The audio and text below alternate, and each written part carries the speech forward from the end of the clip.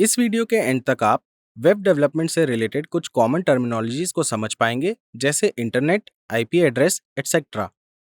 Web server और उसका role समझ पाएंगे, और ब्राउज़र और वेब सर्वर के बीच में कम्युनिकेशन कैसे होता है ये भी समझ पाएंगे। हाय, वेलकम बैक। जब भी हम मूवीज को ऑनलाइन स्ट्रीम करते हैं या कुछ ऑनलाइन खरीदते हैं, तो हमें ये दोनों काम करने के लिए एक कॉमन चीज चाहिए होती है। क्या आप गेस कर सकते हैं कि वो कॉमन चीज क्या है? कुछ देर सोचिए, इसका आंसर बहुत सिंपल है। अगर आपने इंटरनेट सोचा है तो आप बिल्कुल सही हैं। इंटरनेट की हेल्प से हम फैमिली और फ्रेंड से कनेक्ट कर पाते हैं और ऑनलाइन बहुत सारी दूसरी चीजें भी कर पाते हैं। पर इससे पहले कि हम इंटरनेट टर्म को और समझें, चलिए हम उससे एक और एसोसिएटेड टर्म को देखते हैं, which is network. Simple terms में नेटवर्क का मतलब है कंप्यूटर्स का एक इंटरकनेक्शन। अगर काफी सारे कंप्यूटर्स सेम नेटवर्क का पार्ट हैं, तो वो उस नेटवर्क की हेल्प से एक दूसरे से कम्युनिकेट कर सकते हैं। नेटवर्क किसी भी साइज का हो सकता है। ये दो कंप्यूटर्स से कितनी भी नंबर ऑफ कंप्यूटर्स तक जा सकता है। फॉर एग्जाम्पल, आप एक होम नेटवर्क बना सकते हैं जिससे आपके घर के सारे कंप्यूटर्स कनेक्टेड होंगे। वैसे ही आप एक मीडियम साइज नेटवर्क भी बना सकते हैं जिससे आपके कॉलेज के सारे कंप्यूटर्स कनेक्टेड होंगे। और फिर हमारे पास एक ग्लोबली स्प्रेड नेटवर्क है जिससे बिलियंस ऑफ डिवाइसेस कनेक्टेड होते हैं, जिसे हम इंटरनेट कहते हैं। इंटरनेट एक ग्लोबल नेटवर्क है जिससे वर्ल्ड के सारे कंप्यूटर्स कनेक्टेड होते हैं। अब आपको पता है कि इंटरनेट क्या होता है, तो चलिए अब देखते हैं कि इंटरनेट पे वेबसाइट कैसे काम करती है।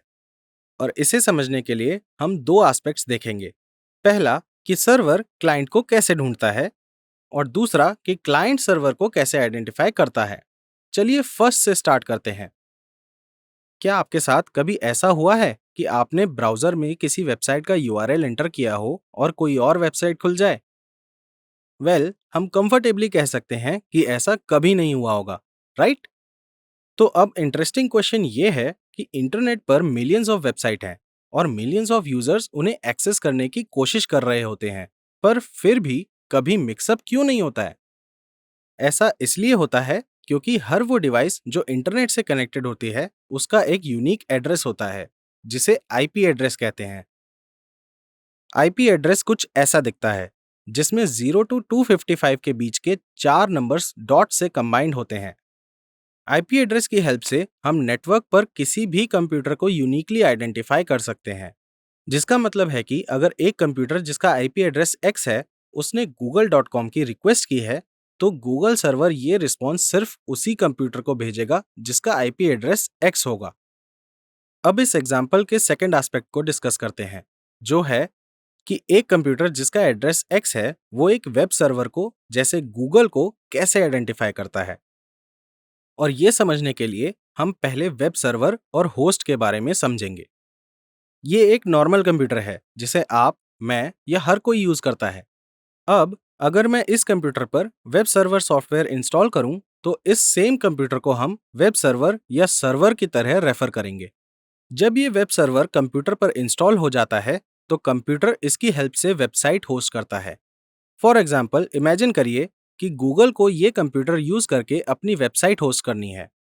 अब क्योंकि मेरे कंप्यूटर पर वेब सर्वर इंस्टॉल्ड है, तो मैं गूगल की वेबसाइट को ऑनलाइन डाल सकता हूँ या फिर उसे होस्ट भी कर सकता हूँ, जिसे दूसरे यूजर्स इंटरनेट पे एक्सेस कर पाएंगे। इन अदर वर्ड्स, अगर मेरे कंप्यूटर पर वेब सर्वर इंस्टॉल्ड नहीं होगा, तो मैं वेबसाइट को पब्लिश या होस्ट नहीं कर पाऊंगा। होस्टिंग से रिलेटेड कुछ और टेक्निकल चीजें और एस्पेक्ट्स होते हैं, पर हम उन्हें डिटेल में नहीं देखेंगे because they are beyond the scope of this training.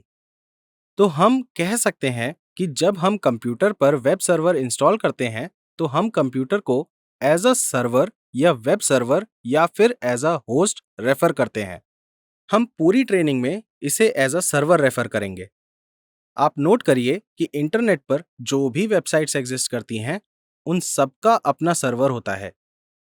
जैसे कि गूगल का अपना सर्वर होता है जो गूगल की वेबसाइट होस्ट करता है। ऐसे ही इंटर्नशाला का अपना सर्वर होगा जो इंटर्नशाला की वेबसाइट को होस्ट करेगा, और ऐसे ही वर्ल्ड की सारी वेबसाइट्स के लिए होता है।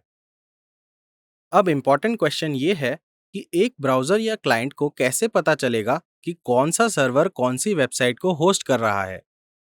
जैसे अगर हमें google.com खोलनी है, तो रिक्वेस्ट सिर्फ गूगल के वेब सर्वर पर जाएगी और इंटर्नशाला के वेब सर्वर पर नहीं।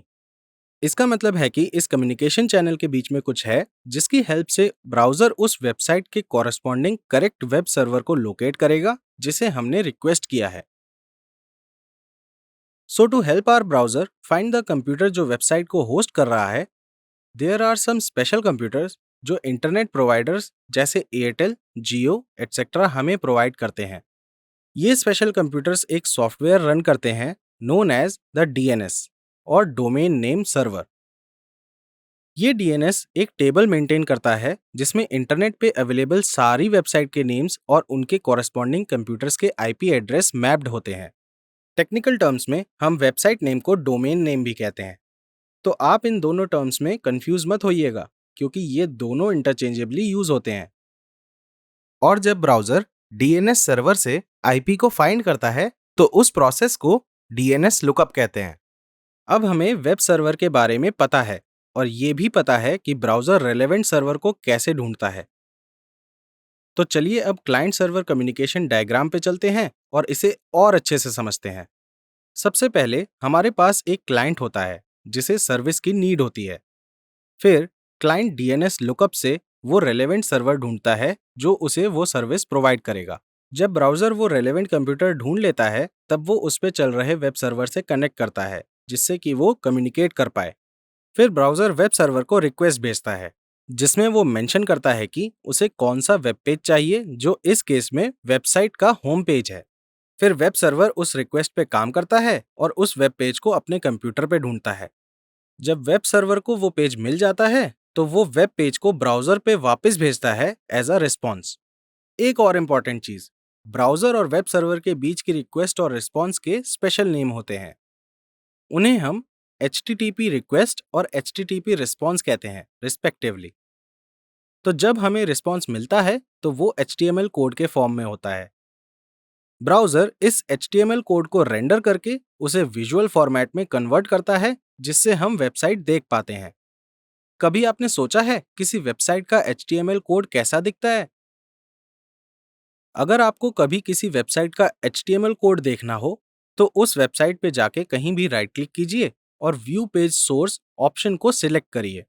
ये HTML कोड को एक नए टैब में ओपन करेगा, like this. Isn't this exciting?